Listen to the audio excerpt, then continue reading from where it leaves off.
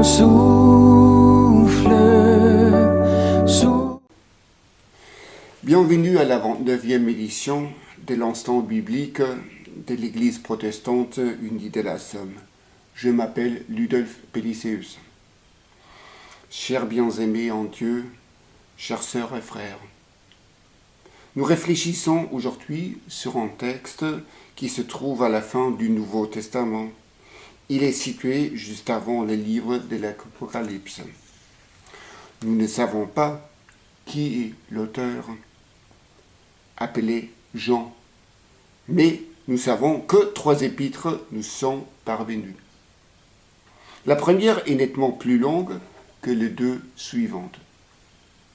Dans cette première épître, les notions de vérité et d'amour sont centrales.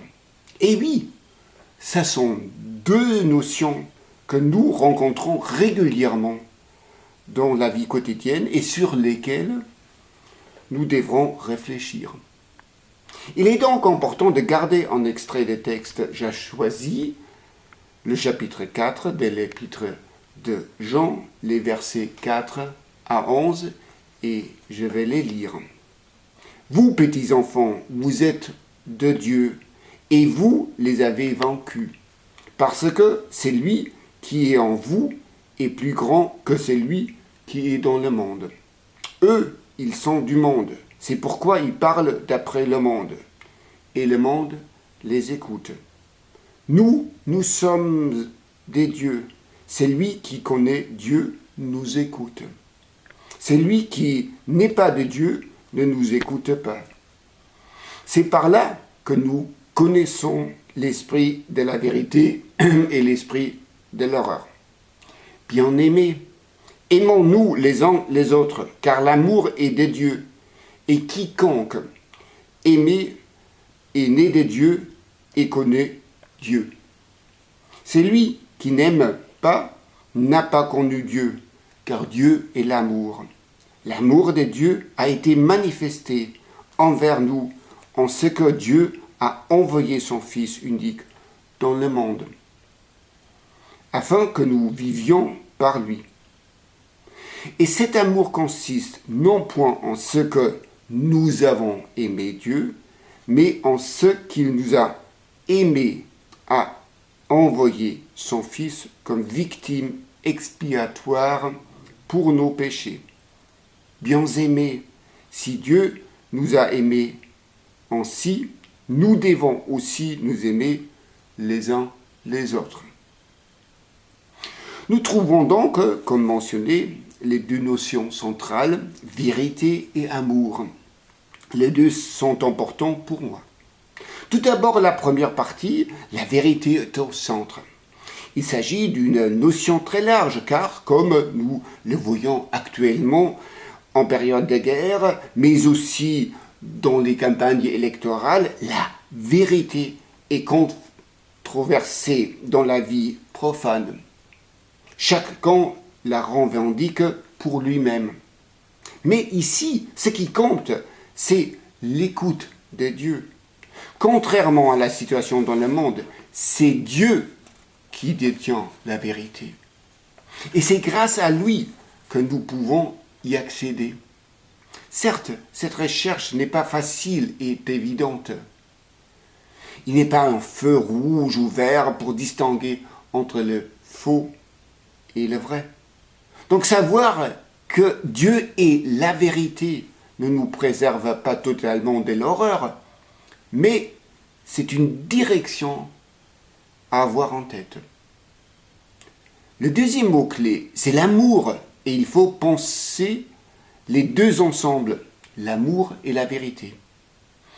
Car ce n'est qu'en les associant qu'il peut y avoir un pardon, ce qui est pourtant central pour nous. Certes, nous pouvons nous tromper, mais nous avons toujours besoin de l'amour. Car c'est justement dans l'amour que nous avons la possibilité d'être empêchés de persister dans une opinion, notre opinion. Car l'amour est riche, comme nous montre le texte au verset 9. Pourquoi ? car c'est basé dans l'amour de Dieu, qui consiste dans le miracle que le Père nous a donné son Fils par l'envoi sur terre. C'est dans ce sens, nous avons Dieu dans l'amour et nous pouvons en tirer de l'amour pour nous pour pouvoir le transmettre. Laissez-nous entrer en prière et finir ensuite cette réflexion. Seigneur, nous te prions en ce temps où nous n'avons pas la paix, mais la guerre qui continue à régner, comme les années précédentes, mais maintenant encore plus près de nos portes.